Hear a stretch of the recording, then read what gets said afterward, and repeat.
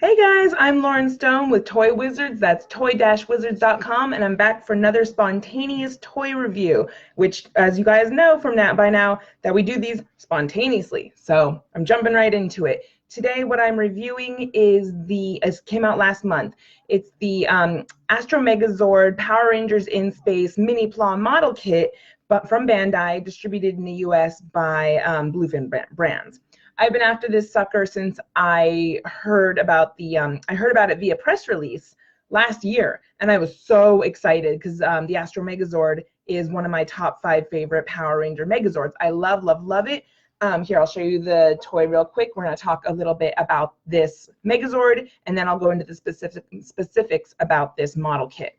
So I always call this guy the Soundwave of Power Rangers. I think he looks so much like Soundwave from Transformers, down to the cassette deck in his chest. So I just love the chunkiness. I love this Megazord. I love this aesthetic. I think he is fantastic. So again, this is the model kit from Bluefin Brands and Bandai, and I'll talk about the difficulty or the ease of it in just a moment. I just want to show off a couple more pieces about this Megazord because I love him. Like I said, he is in my top 5. There's not so much about him. I have here, I'll show you guys. This is the original vintage, I want to say like 1996-ish Megazord that came out. So for big fans of Power Rangers in space, you'll know there's the Astro Megazord and the Delta Megazord. We'll talk a little bit more about that in a moment, but I love the Astro. This does have batteries. It does make sounds. It still works. I should probably get the batteries out because I don't want them to corrode, and I keep this dude on display. So beautiful, beautiful piece. I love him. He was one of my grail items, and I got him last year at Power Morphicon. So that was excellent. Second, we'll go in order of year. You guys may have seen me discuss this when I showed off some jumbos the other day. This is also from the same era, vintage Astro Megazord.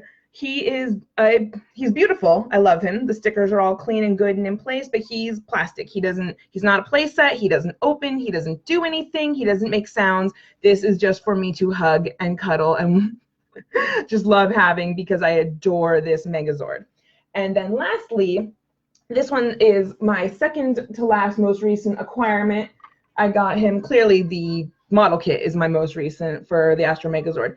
This one I was dying to get, and I found him at Power Morphicon Express in Pasadena, Texas just recently. It is the Build-A-Megazord from Bandai's Power Rangers in Space line, the ones you see at GameStop and stuff like that, where it comes with a piece of the Megazord, and then you have to buy every figure at like $20 a pop, and then you get to build this Megazord. This is what I wanted. I got this guy for an excellent price. I want to say it cost me $34. I bartered it from $50 to $34, and I'm happy with that price. And this is exactly what I wanted. I did not want to buy 3 to 5 Power Rangers in Space figures in order to build my Megazord. This is what I wanted. Again, everybody's collections are different. Collecting is subjective. You do you. I don't typically collect the figures, but I am going to get that Lord Zed Lightning. All right, let's talk about the model kit. So with this little sucker, when the press release came out last year, they said the Astro and the Delta were both going to be available, $41 a piece. You can buy them separately. But when it actually dropped last month from Bluefin Brands, suddenly these guys were packaged together. I didn't want the Delta Megazord. I wanted the Astro Megazord. So everywhere I'm going, I'm seeing $85 for both. I'm like, I don't want to spend that much money on these 2 model kits. I can justify 40. I can't justify 80. Finally, somebody gave me a tip that they were at Barnes & Noble, and I ran over to Barnes & Noble, and I did see him there. If you order from Barnes & Noble online, they will randomly send you an Astro or a Delta. And as us collectors know, like, that's dangerous. You cannot send a collector something random unless that's the predetermined agreement. But if it's like, if I want this, you can't send me something random. All right. So to keep this within time, let's talk about the figure itself. Assembled, I love it. I think this is a beautiful, beautiful figure. It's about 6 inches tall. Again, $41. I think the detailing on it is spectacular. I think the articulation is really good. I love that it has like the little green dot right there. The stickers are all detailed. Kind of difficult to put those stickers on. I wasn't exactly happy. I put together a reasonable amount of model kits. I have played with Gundam. I have built models before, and my personal abilities and comfort level with model kits is in the medium low to high easy. I can usually put together something in about 2 hours. It's fun, it's relaxing. I throw on some music and I assemble. This little sucker the instructions were convoluted. He should not have been as difficult to put together as he was. And there's a couple mistakes that Bandai made with the instructions. I think, okay, first of all, the default instructions were to make it into the ship, which is like this half moon disc looking thing. I have a hard time believing that most fans out there want the default to be the ship. You want the robot. Correct me if I'm wrong. Did anyone out there who made this model want the ship? Because I didn't want the ship. I wanted the robot. So I feel like there should have been 2 sets of instructions on how to make it by default into a robot or how to make it by default into a ship.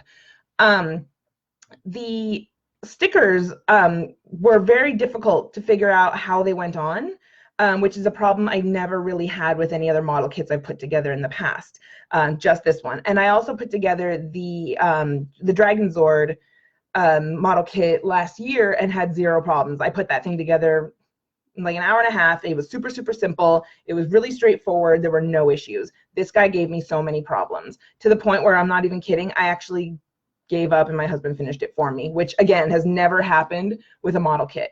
But I wanted him this so bad, and I wanted this assembled so bad that I was going to have him assembled and put together, but I honestly, I walked away, which sucks. I hate admitting that, but it sucks. Then with this one also, whereas a Gundam model kit, we're building the leg. So you'll have like 4 sets of instructions on how to build that leg. With this guy, we're building the leg. So you have instruction A, but then there's like A1, A2, A3 for all the pieces. So it'll be like 4 sets of instructions on one image, which I found very difficult to follow. Also, just the actual graphics of how to put it together were not as clear as like Gundam instructions. And so it took me a few tries to put this thing together correctly. And again, I'm almost embarrassed to admit that. I want to be the very best that no one ever was. And I put together, again, plenty of model kits, but this one gave me trouble. So as far as how difficult was this kit, from 1 to 5, 5 being, or 1 to 10, 10 being like the crazy Gundam with the wings and all the accessories and stuff. Like, this should have been like a 1.5 or a 2 out of 10. Like, that's how easy this should have been for me to put together. But just because of the convoluted instructions, it was more like a 4 out of 5 on difficulty. Like, it should have been a 1 and it was like a 4 out of 5. Let's forget the 10. So that is really disappointing because this was the model kit, like I said, I've been after for over a year. It dropped last month. This is still relatively new and it gave me so much trouble. So again, once it's put together, I mean, it's beautiful. It's articulated. The pieces move without a problem. Everything is cool with this model kit. I love it. But just getting there was a little more difficult than I feel like it should have been, and that's really disappointing. But he's built. I have him. He's beautiful. He will never be a ship. I will never transform him. This is how he's going to stay until he falls apart or something happens to reality. I don't know. And so, again, this was definitely worth the money. But it was not worth the frustration. So there we have it. That is another Toy Wizards spontaneous toy review. I'm Lauren Stone. Thank you guys so much for reading the website, for watching our videos, for checking out our reviews. Find us everywhere, all over social media. You can follow me directly as well. Enjoy the rest of your weekend, and I will see you. We'll see you bright and early tomorrow with more content. All right, guys? Be good. Bye.